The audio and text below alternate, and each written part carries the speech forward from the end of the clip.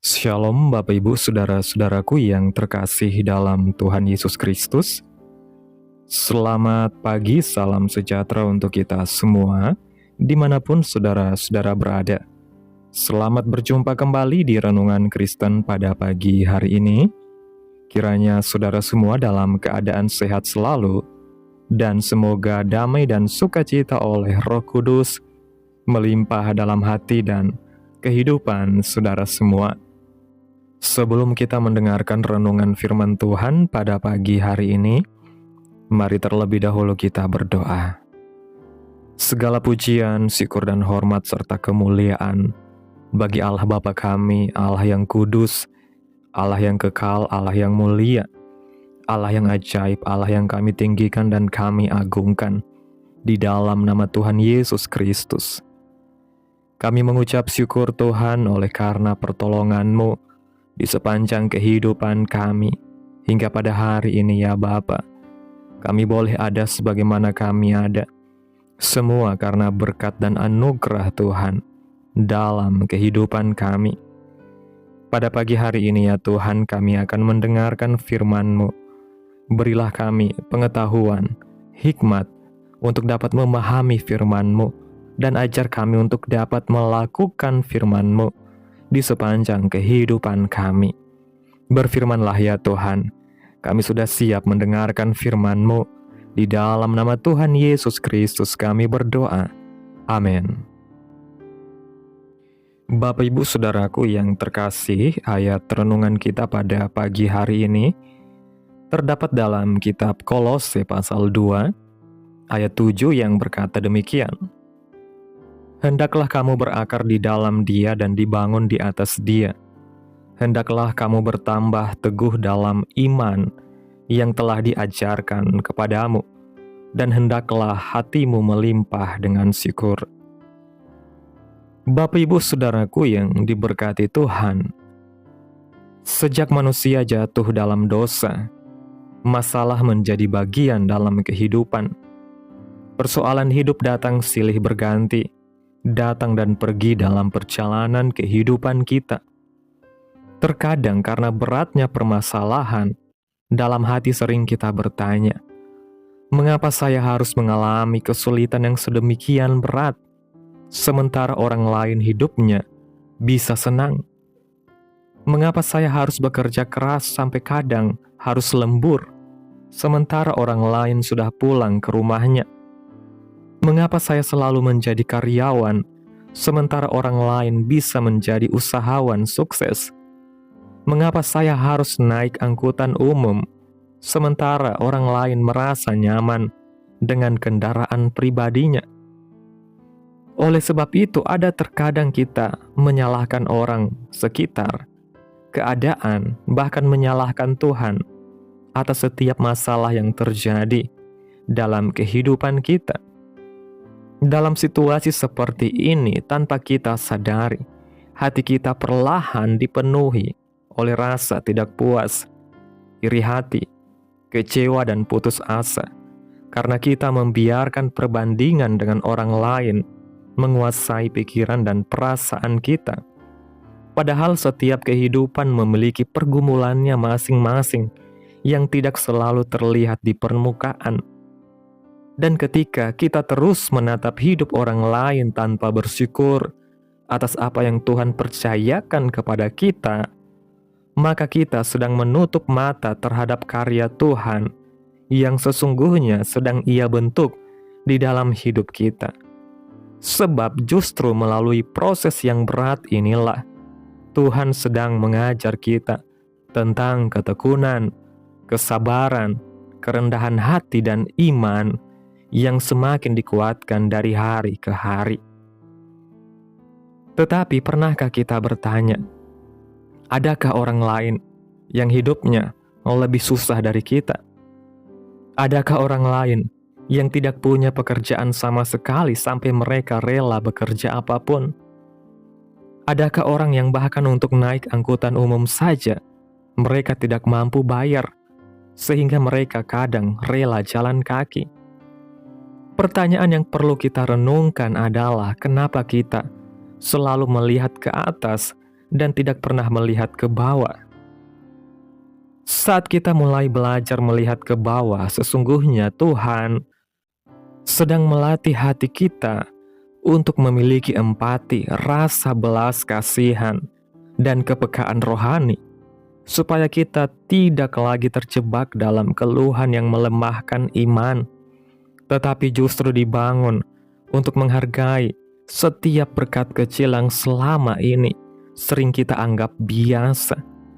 Sebab dari sinilah lahir rasa syukur yang tulus, yang mengubah cara pandang kita terhadap hidup, sehingga kita tidak lagi hidup dalam kekurangan, melainkan dalam kecukupan yang Tuhan sediakan.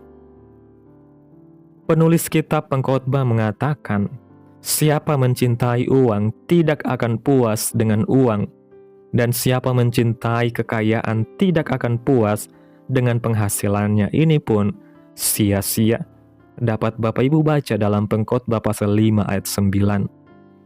Firman Tuhan ini mengingatkan kita bahwa dunia tidak pernah bisa memberikan kepuasan sejati, sebab keinginan manusia selalu bertambah dan tidak pernah merasa cukup. Sehingga ketika hati kita tidak berakar di dalam Tuhan, kita akan terus mengejar hal-hal yang bersifat sementara, namun tidak pernah menemukan damai sejahtera yang sejati, dan pada akhirnya hidup kita akan terasa kosong, lelah, dan kehilangan arah, karena hanya Tuhanlah sumber kepuasan yang tidak pernah mengecewakan. Kenapa banyak orang ketika mengalami kesusahan dan permasalahan sering menyalahkan Tuhan, tetapi di saat senang lupa pada Tuhan? Ketika mengalami problem kehidupan selalu komplain, tetapi tidak pernah bersyukur. Sikap ini menunjukkan bahwa iman kita seringkali masih dangkal dan mudah goyah, sebab kita lebih fokus pada keadaan daripada kepada Tuhan yang berdaulat atas segala sesuatu. Padahal jika kita sungguh-sungguh percaya bahwa Tuhan memegang kendali atas hidup kita, maka dalam situasi apapun kita akan tetap bersyukur, karena kita tahu bahwa segala sesuatu bekerja untuk mendatangkan kebaikan bagi mereka yang mengasihi Tuhan. Filipi pasal 4 ayat 11-13 mengatakan, "Kukatakan ini bukanlah karena kekurangan, sebab aku telah belajar mencukupkan diri dalam segala keadaan. Segala perkara dapat kutanggung di dalam Dia yang memberi kekuatan kepadaku." Paulus mengajarkan kepada kita bahwa rasa cukup bukanlah hasil dari keadaan yang nyaman, melainkan buah dari hubungan yang intim dengan Kristus. Sebab ketika Kristus menjadi sumber kekuatan kita, maka kita tidak lagi dikendalikan oleh situasi, tetapi oleh iman yang teguh, sehingga kita mampu berdiri tegak, tetap bersyukur, dan terus berharap, sekalipun jalan hidup terasa berat dan penuh tantangan. Dalam keadaan susah maupun dalam keadaan senang, dalam keadaan kekurangan ataupun dalam keadaan berlebih, Paulus tetap bersyukur karena Tuhan yang memberikan kekuatan kepadanya. Inilah iman yang dewasa, iman yang tidak bergantung pada apa yang terlihat oleh mata, tetapi berpegang teguh pada janji Tuhan, bahwa Tuhan setia menyertai, memelihara, dan tidak pernah meninggalkan umat-Nya, sehingga di tengah badai kehidupan, kita tetap memiliki damai sejahtera yang melampaui segala akal, karena kita percaya bahwa Tuhan sedang bekerja di balik setiap keadaan. Karena di dalam ucapan syukur, terdapat kuasa yang memulihkan hati, menenangkan jiwa, dan membuka mata kita untuk melihat bahwa kasih Tuhan selalu nyata dalam setiap detik kehidupan kita, bahkan ketika kita tidak memahami rencana Tuhan. Sebab melalui syukur kita belajar mempercayakan hidup sepenuhnya ke dalam tangan Tuhan yang setia. Sebelum segalanya terlambat dan diambil dari kita, ucapkanlah rasa syukur atas berkat dan nikmat yang telah kita dapati hari ini. Dalam 1 Tesalonika 5 ayat 18 mengatakan, mengucap syukurlah dalam segala hal, sebab itulah yang dikehendaki Allah di dalam Kristus Yesus bagi kamu. Bapak, Ibu, Saudaraku yang diberkati Tuhan, beberapa di antara kita pasti mengenal sebuah lagu rohani yang berjudul Give Thanks, atau dalam versi Indonesia berjudul Syukur. Lagu ini ditulis oleh seorang yang bernama Henry Smith. Dia adalah seorang lulusan seminari, sedang berjuang mencari pekerjaan dan menghadapi masalah kesehatan yang menyebabkan kebutaan. Meskipun mengalami kesulitan, Henry menemukan inspirasi dalam ayat Alkitab dalam 2 Korintus pasal 8 ayat 9 dan menulis lagu Give Thanks. Lagu ini merupakan ungkapan rasa syukur dan harapan, bahkan dalam situasi sulit. Lagu ini juga menekankan pentingnya terus mencari kebaikan dan harapan dalam hidup. Give Thanks adalah lagu yang menyampaikan pesan tentang pentingnya bersyukur, bahkan di tengah kesulitan, dan mencari kebaikan dalam hidup. Bapak, Ibu, Saudaraku yang diberkati Tuhan, biarlah dalam setiap kehidupan kita, ucapan syukur selalu ada dalam bibir kita. Dalam segala hal yang terjadi dalam kehidupan kita, mari kita belajar untuk menaikkan ucapan syukur di hadapan Tuhan. Sebab dengan ucapan syukur dapat membuat hati kita damai, hati kita tenang, hati kita dipenuhi sukacita, karena kita yakin dan percaya segala sesuatu yang terjadi dalam kehidupan kita, semuanya ada dalam kendali Tuhan. Semuanya ada dalam kehendak Tuhan. Tuhan tahu yang terbaik dalam kehidupan kita. Tuhan tahu apa yang kita butuhkan. Tuhan tahu pergumulan kita. Tuhan tahu masalah yang kita hadapi. Tuhan mengerti apa yang terjadi dalam kehidupan kita. Bahkan firman Tuhan mengatakan, sehelai rambut pun tidak akan terjatuh dari tubuh kita tanpa seizin Tuhan. Semuanya ada dalam kendali Tuhan. Tugas kita hanyalah menaikkan ucapan syukur, dan biarlah hidup kita melimpah dengan ucapan syukur, sebab itulah yang Tuhan inginkan dalam setiap kehidupan kita, yaitu kita menaikkan ucapan syukur kepada Tuhan. Dalam segala kondisi kehidupan, mengucap syukurlah, karena dengan bersyukur, kita akan bisa melihat kebaikan Allah dan kehendak Tuhan yang sempurna dalam hidup kita. Amin. Tuhan Yesus memberkati. Demikianlah renungan firman Tuhan pada pagi hari ini. Biarlah menjadi berkat bagi kita semua dan dapat kita lakukan dalam setiap kehidupan kita. Pada hari ini, sebelum kita memulai segala aktivitas kita di hari ini, mari kita berdoa. Segala pujian, syukur, dan hormat serta kemuliaan bagi Allah Bapa kami, Allah yang kudus dan kekal, Bapa di dalam kerajaan sorga, Allah yang kami tinggikan dan kami sembah, di dalam nama Tuhan Yesus Kristus. Kami mengucap syukur ya Tuhan atas pertolongan-Mu dan penyertaan-Mu, serta atas berkat-Mu dalam hidup kami. Kami berbahagia dan bersyukur atas kebaikan Tuhan dalam hidup kami. Tak berkesudahan kasih setia Tuhan, dan tak habis-habisnya rahmat-Mu, selalu baru tiap pagi. Besar kesetiaan-Mu Tuhan dalam hidup kami. Terima kasih Tuhan buat firman-Mu pada pagi hari ini. Kami mengucap syukur atas firman-Mu yang mengingatkan kami untuk hidup berakar di dalam Engkau dan memiliki hati yang penuh ucapan syukur. Ajarlah kami untuk tidak lagi hidup dalam keluhan dan perbandingan, tetapi dalam iman dan pengharapan, supaya dalam setiap keadaan baik suka maupun duka, kami tetap percaya bahwa Engkau setia menyertai, memelihara dan menuntun langkah hidup kami, hingga nama Tuhan dipermuliakan melalui kehidupan kami. Terima kasih Tuhan buat firman-Mu yang begitu indah dan ajaib. Biarlah firman-Mu boleh tertanam dalam hati kami, berakar, bertumbuh dan berbuah lebat dalam setiap kehidupan kami.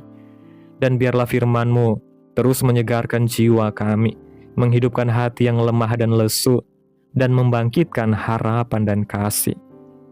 Berkati umat-Mu yang sudah mendengarkan firman-Mu hari ini.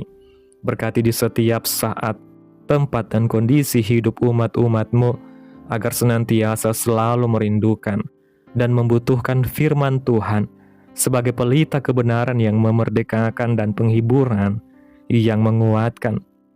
Ajarilah kami bahasa firman-Mu dan bimbinglah kami untuk selalu hidup sesuai kehendak-Mu, agar kami selalu dekat kepada-Mu. Terima kasih ya Tuhan Yesus yang baik buat kesempatan hidup yang masih Engkau berikan. Kami mau pakai untuk hormat dan kemuliaan nama Tuhan. Segala pergumulan dan persoalan hidup kami serahkan di dalam tangan Tuhan. Engkau yang akan menyelesaikannya bagi kami. Kami hanya berharap kepada-Mu. Hamba berdoa ya Tuhan, untuk umat-umat-Mu yang sudah mendengarkan firman Tuhan pada pagi hari ini, yang saat ini sedang mengalami sakit penyakit, pergumulan masalah, kebutuhan ekonomi. Kiranya Tuhan jamah kehidupan umat-umat-Mu saat ini. Sembuhkan sakit penyakit umat-umat-Mu. Pulihkan keadaan umat-umat-Mu. Berkati perekonomian umat-umat-Mu, serta berikan jalan keluar dalam setiap pergumulan masalah yang umat-umat-Mu sedang hadapi. Dan ajarlah kami ya Tuhan, untuk selalu berharap dan percaya sepenuhnya hanya kepada Tuhan Yesus. Kiranya Tuhan Yesus terus memberkati kehidupan kami, keluarga kami, sanak saudara kami, daerah tempat tinggal kami, bangsa dan negara kami, pemerintah-pemerintah kami. Biarlah semuanya dalam perlindungan Tuhan. Dan kiranya damai dan sejahtera-Mu serta keadilan Tuhan terjadi atas bangsa dan negara kami. Dan jadilah sesuai kehendak-Mu yang terbaik dalam kehidupan kami, anak-anak-Mu. Pada hari ini ya Tuhan, kami anak-anak-Mu akan melakukan berbagai aktivitas.